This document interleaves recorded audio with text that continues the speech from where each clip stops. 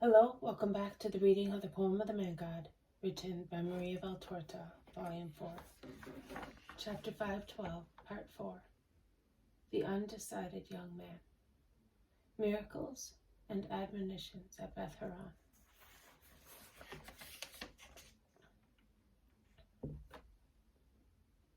The soldiers start off again. Jesus enters the village. He walks a few meters and then he sees a large group come towards him, and his followers shouting comments. A man and a woman depart from the group. The man mentioned previously, and they bow before Jesus, the woman on her knees, the man stooping. Stand up and praise the Lord. But I must tell you, O man, that your conscience is not clear. You applied to me out of selfishness, not out of love for me, or out of faith in me, and you doubted my word. And you know who I am. Then you had an unkind thought, because I stopped to cure a Gentile. As all the village acted unkindly by refusing to accept the wounded soldier, by an excess of mercy, and in order to try and make your heart kinder, I cured your wife without coming to your house. You did not deserve it. I did it to show you that I need not go to do something. It is enough for me to point it. But I solemnly tell you, all that those whom you despise are better than you are, and they believe in my power more than you do. Stand up, woman. You are not guilty, because you were without the faculty of reason. Go, and from now on, believe out of gratitude to the Lord. The attitude of the inhabitants becomes cold and proud owing to Jesus' reproach. They follow him sulkily as far as the square before he stops to speak, as the synagogue leader does not invite him into the synagogue, and no house opens to the master. When God is with men, men can do everything against misfortune, whatever its name may be. When, on the contrary, God is not with men, they can do nothing against misfortune. The chronicles of this town mention such an occurrence more than once. God was with Joshua, and he defeated the Canaanites. And along this road, God helped him to destroy the enemies of Israel, hurling huge hailstones from heaven. And more died under the hailstones than at the edge of the sword. We read in Joshua's book, God was with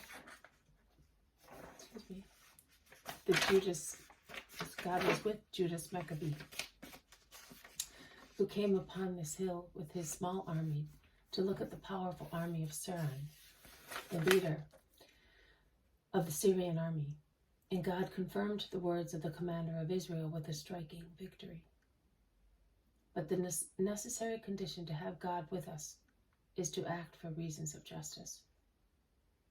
For victory in war does not depend on the size of the fighting force, but on the help that comes from heaven, says the book of Maccabees. All good things in life do not depend on wealth or power or any other cause, but on the help that comes from heaven. And it comes because we ask for help for good things, for our lives and our laws, says the book of Maccabees again. But when one has recourse to God for a wicked or impure purpose, it is useless to invoke his help. God will not reply, or he will reply with punishments instead of blessings. This truth is too much forgotten now in Israel, and they want God's help, and they implore him for purposes which are not good. And they do not practice virtues, and the commandments are not kept with true spirit of observance. That is, only their part that can be seen and praised by men is done. But what is hidden by appearance is quite different. I have come to say, be sincere in your actions, because God sees everything. And sacrifices are useless, and prayers vain, if they are offered out of mere ostentation of cult, while one's heart is full of sin, hatred, and wicked desires. Beth-Horon, do not do of your inhabitants what Obadiah says of Edom. Edom, thinking she was safe, took the liberty of oppressing Jacob and rejoicing at his defeats. Do not behave so, O sacerdotal town. Take and meditate on the role of Obadiah. Meditate on it and change your ways. Follow justice if you do not wish to see days of horror. You will not be saved then by being on this summit or by being apparently out of the war roots. I see in you many who do not have God with them and who do not want God. Are you grumbling? I'm telling you the truth. I came up here to tell you that you may still be saved. Was your name not one only? Was it not all Israel? Why then has it been divided, and it has taken two names? Oh, that really reminds me of the marriage of Hosea with a prostitute and of the children born of her who had fornicated. Well, what does the prophet say? The number of the children of Israel will be like the sand of the seashore. Then, instead of saying to them, you are not my people, it will be said to them, you are the children of the living God. And the children of Judah and Israel will come together again, and will elect only one chief, and will rise from the earth, because great is the day of Jezreel. Oh, why then do you criticize him who is to reunite them all, and make one people only, a great people, one, as God is one? Why do you criticize him for loving all the children of man, because they are all children of God? And who is to make children of the living God also those who at present seem dead? And can you judge my actions and their hearts and yours? From where does light come to you? Light comes from God. But if God sends me with the task of reuniting all men under one scepter, how can you have a light, a truly divine light, that shows you things contrary to how God sees them? And yet you see contrary to how God sees. Do not grumble. It is the truth. You are outside justice, and those who seduce you into injustice are even more so, and they will receive double punishment. You accuse me of fornicating with the enemy, with the ruler. I read your hearts. But do you not fornicate with Satan by becoming followers of those who fight the Son of Man, the messenger of God? And now you hate me. But I know the face of him who instills hatred into you. As it is said in Hosea, I came with my hands laden with gifts and my heart full of love. I tried to attract you with all the kindest manners to make you love me. I spoke to my people as a bridegroom to his bride, offering them eternal love, peace, justice, and mercy. There is still 1 hour left to prevent the people who reject me and the leaders who stir up the people. I know them, from being left without king, prince, sacrifice, and altar. But near the den, where hatred is stronger and punishment will be more severe, they are working to purchase consciences in order to lead them to crime.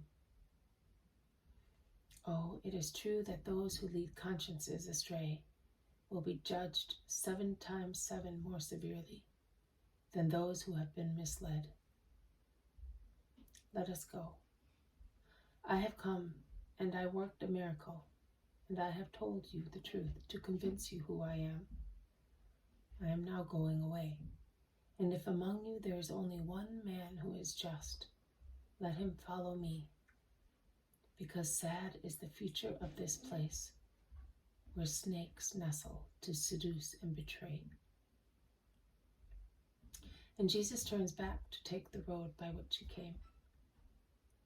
Why, Rabbi, did you speak to them thus? They will hate you. The apostles ask him, I'm not trying to conquer love through negotiations or falsehood. But was it not better not to come here? No, it is necessary not to leave the least doubt. And whom did you convince? Nobody, for the time being. But soon someone will say, we cannot curse anybody because we were warned, and we did not take any action. And if they reproach God for striking them, their reproach will be like blasphemy. But to whom were you referring, saying, ask Judas of Kerioth. He knows many people here, and he is aware of their cunning. All the apostles looked at Judas. Yes, this place is practically under Helkiah's control, but I don't think that Helkiah. The words die on the lips of Judas, who, raising his eyes from his belt, which he was putting in order to strike an attitude, meets Jesus' eyes. The master's glance is so bright and piercing, as to appear even magnetic. Judas lowers his head and concludes, it is certainly a proud, hateful village, worthy of him who dominates it. Everyone has what one deserves. They have Helkiah. We have Jesus. And the master did the right thing in letting them know that he knows. Very good. They are certainly bad. Did you notice that? Not even a greeting after the miracle. Not even a mite. Nothing, remarks Philip. But I tremble when the master unmasks them like that, says Andrew with a sigh. To do it or not to do it is the same thing. They hate him just the same. I would like to go back to Galilee, says John. To Galilee, of course, says Peter, sighing. And he lowers his head, looking very pensive. In the rear, those who have followed Jesus and will not leave him continue to make their comments with the disciples. This has been a reading from the poem of the Man-God, written by Maria Valtorta, Volume 4, Chapter 512, Part 4, The Undecided Young Man, Miracles and Admonitions at Beth-Horon.